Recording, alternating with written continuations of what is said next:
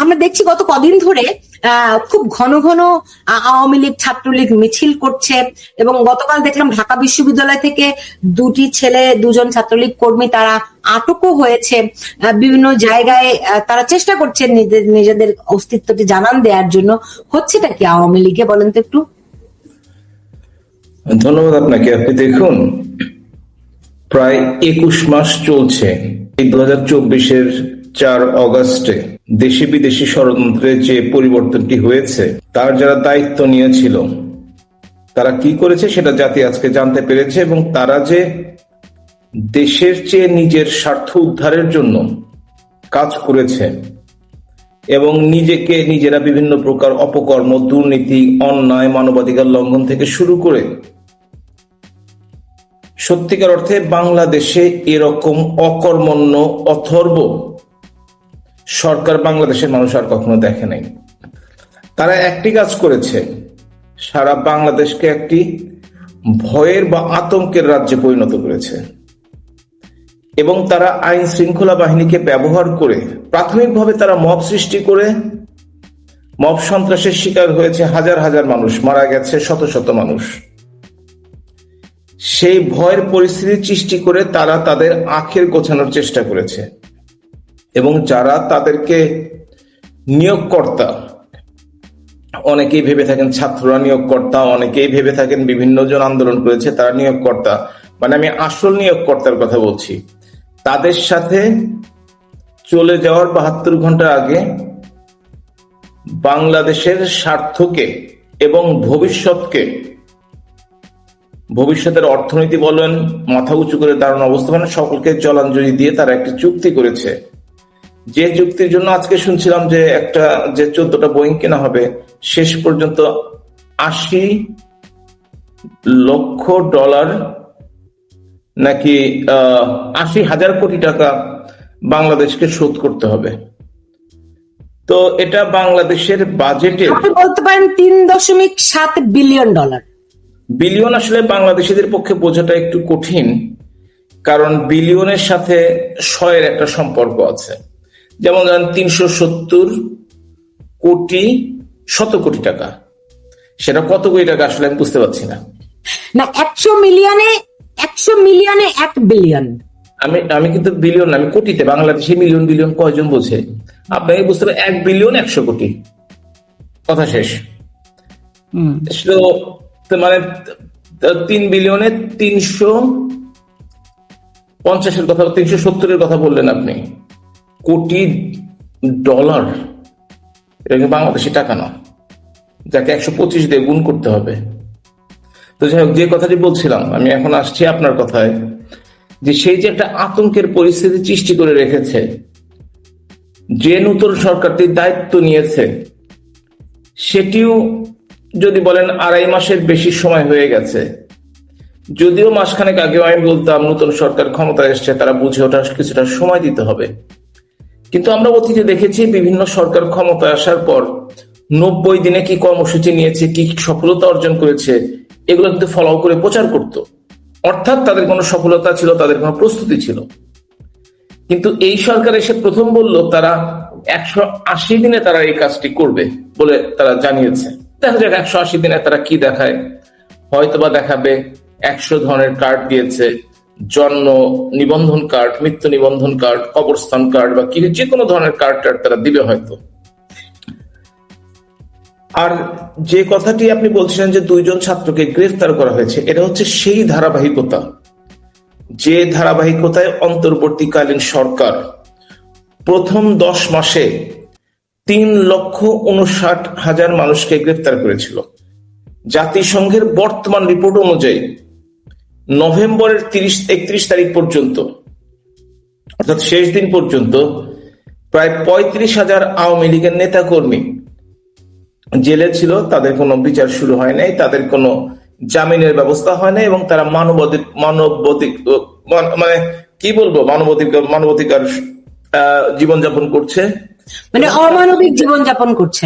অমানবিক জীবনযাপন করছে শব্দটি সঠিকভাবে উচ্চারণ করতে পারিনি। মানবেতর শব্দটি বলতে চেয়েছিলাম আসলে। মানবেতর জীবনযাপন করছে, এবং তাদের যে অধিকার আছে, এটা আমরা সবসময় বলে থাকি, যদি কেউ কোনো অপরাধ করে থাকে প্রচলিত দেশের আইনে বিচার হবে, তারা শাস্তি পাবে, জেলে যাবে। বাংলাদেশে তো এখনো ফাঁসি হয়, তাতে আন্তর্জাতিক মহলের আপত্তি আছে যদিও, তারপরে তো বাংলাদেশে ফাঁসি হয়। তো তা সেটা যার যা প্রাপ্য সেটা হবে।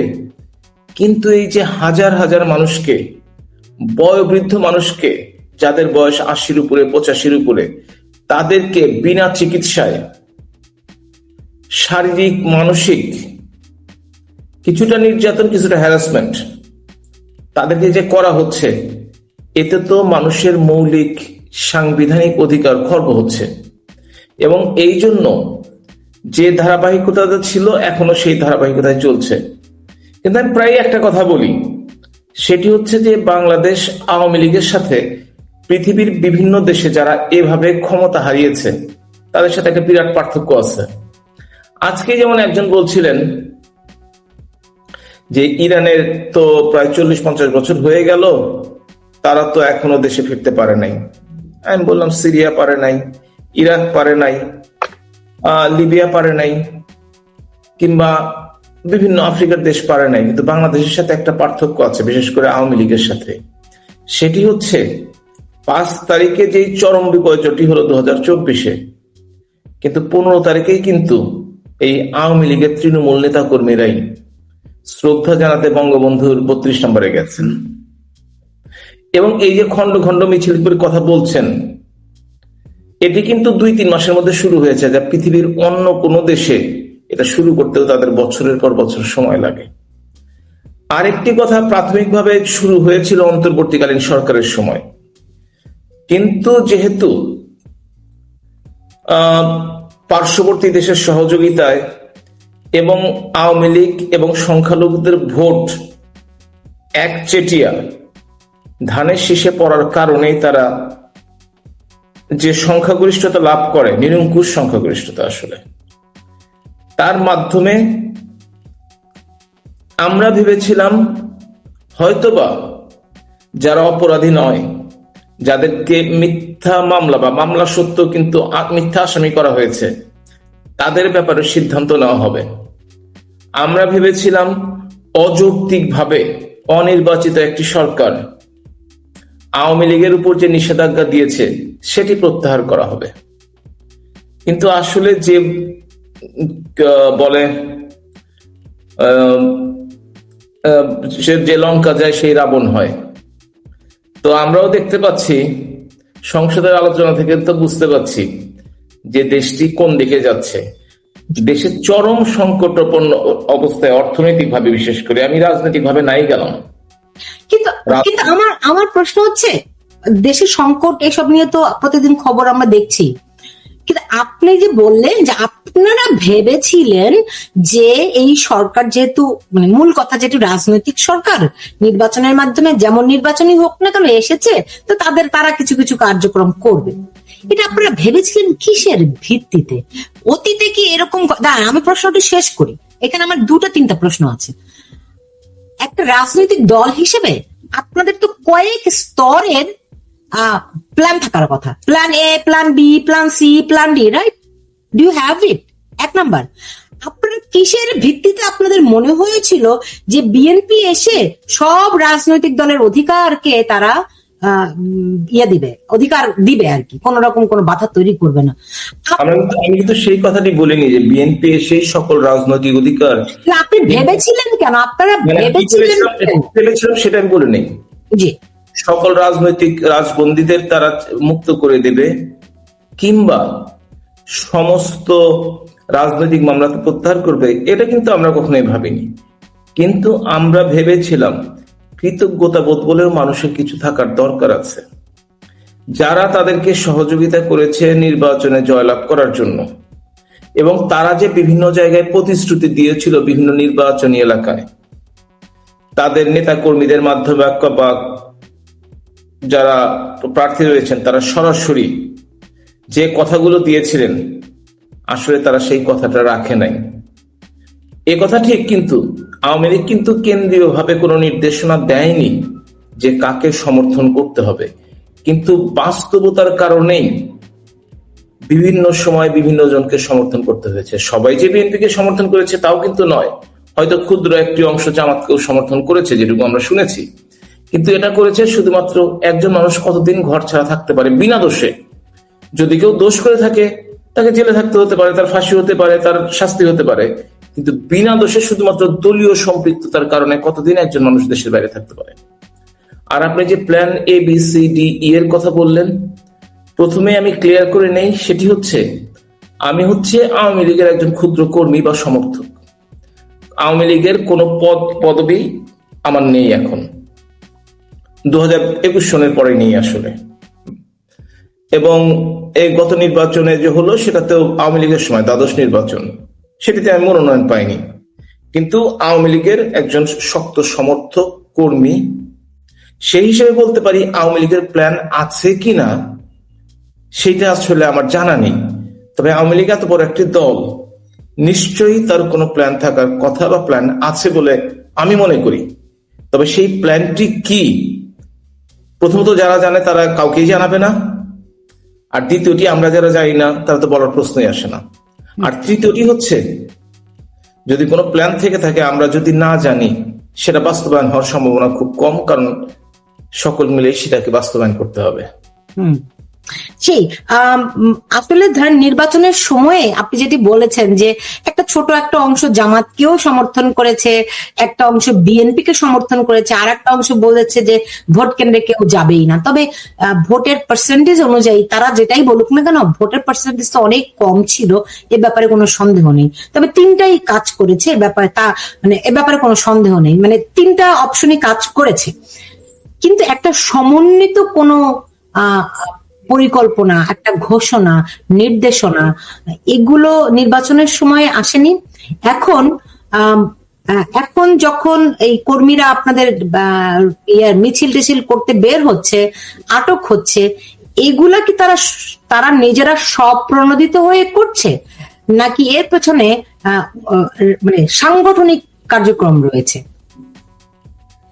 প্রথমত, কোথাও কোনো মিছিল হলে নিশ্চয়ই সেই এলাকার যে নেতা, বড় নেতা, তিনি জানবেন এবং তার সমর্থন এবং সহযোগিতা নিয়ে সেটি হয়ে থাকে। এটা বাংলাদেশের বিভিন্ন জায়গায় হচ্ছে, তাহলে বুঝতে হবে যে এটি আসলে যেখানে সম্ভব হচ্ছে সেখানে মিছিল হচ্ছে, কোনো সন্দেহ নেই। এবং সেটা হয়তোবা দৃশ্যমান সমন্বিত নয় বাস্তবতার কারণে, কিন্তু এটাও বাস্তব যে বিভিন্ন জায়গায় একই কারণে মিছিলগুলো হচ্ছে।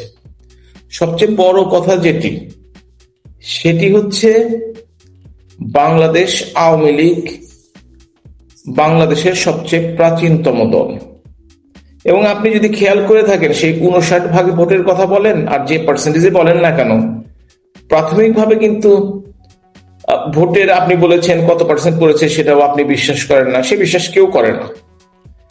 তারপরও তার বিরাট একটি অংশ কিন্তু আওয়ামী লীগের নেতাকর্মীর সমর্থকদের ছিল, যেখানে ভোট দেখ না কেন সেটাও কিন্তু ভোটের পার্সেন্টেজ কিছু বাড়িয়েছে। সুতরাং সেই হিসেবে যদিও গণতন্ত্রে যে সর্বাধিক ভোট পাবে সেই জিতবে, সে যে পার্সেন্টেজই হোক না কেন, বিশেষ করে আমাদের দেশে, অন্যান্য দেশে এরকম অনেক দেশে এই ধরনের গণতন্ত্র নেই যে একটা নির্দিষ্ট পার্সেন্টেজে ভোট পেলে আবার দ্বিতীয়বার ভোট হবে। তো সেইখানে যে পার্সেন্টেজে পড়ুক না কেন তারা নিজেদেরকে নির্বাচিত করে তারা নির্বাচিত সরকার এবং বিরোধী দল গঠন করেছে। আমরা কখনোই আশা করি না যে বাংলাদেশ স্বাধীনতা পক্ষের শক্তি বাংলাদেশ আওয়ামী লীগ, তাকে কখনোই বাংলাদেশ আওয়ামী লীগের কাছে পরাজিত শক্তি কখনোই গ্রহণ করবে এবং পরাজিত শক্তি কখনোই তাকে ফিরে আসার সুযোগ করে দিবে, এটা আমরা কখনোই বিশ্বাস করি না। আজকাল সংসদে দেখছেন না, কেউ কোনো আমির বলছেন যে আমি তো আমার শহীদ পরিবারের সন্তান, কিংবা বলছে আমার পরিবার মুক্তিযোদ্ধা ছিল, শিশু মুক্তিযোদ্ধা। আমি বলতে চাচ্ছিলাম যে আর একজন শিশু মুক্তিযোদ্ধা ছিলেন। এটা কেন করছেন এই কারণে, মানুষকে বিভ্রান্ত করার জন্য। তারা জানে তারা যে পরিমাণ আসন এই সময়টিতে পেয়েছে 77টি, তারা বাংলাদেশের ইতিহাসে অতীতে 22টির 18টির বেশি কখনোই আসন পায়নি, এবং আগামী ভবিষ্যতে যদি আওয়ামী লীগ শুধুমাত্র অংশগ্রহণ করে তাহলে তারা আবার আগের জায়গায় ফিরে যাবে। সুতরাং তারা কখনোই চাইবে না বাংলাদেশ আওয়ামী লীগ